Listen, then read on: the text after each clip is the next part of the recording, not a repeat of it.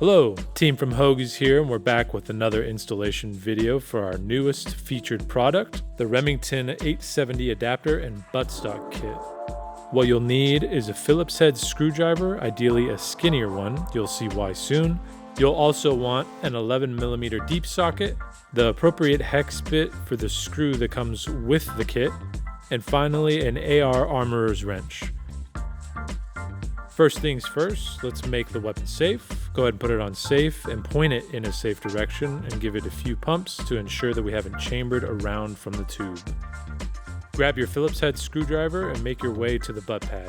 We are using the Hogue overmolded butt pad, which means there is more material before we get to the screws. To be safe, it might be a good idea to put a little bit of lube into the holes so that the metal on rubber contact moves smoothly and doesn't damage the pad.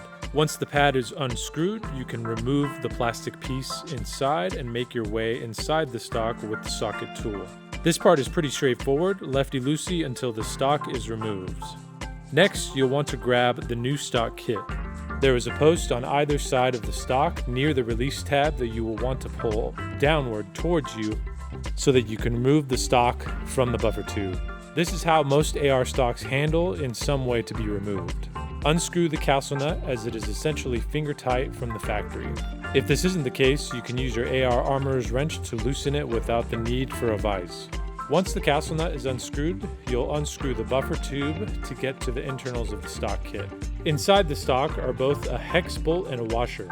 Line these up and bring the grip portion of the stock to the 870 receiver. Once lined up, take your driver and tighten the bolt.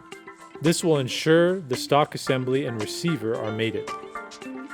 Once this is finished, grab your buffer tube with the castle nut still recessed and screw the buffer tube into the assembly.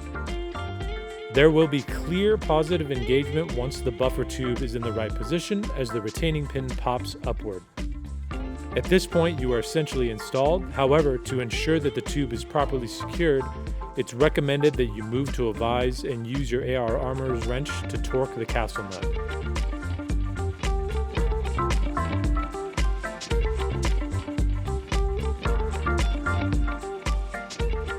Once this is completed, you can now grab the actual stock portion of the assembly and repeat the step of pulling downwards on the posts near the release tab to get the stock onto the buffer tube. Your kit is now assembled and ready for use. Give it a quick spin and make sure everything is in working order.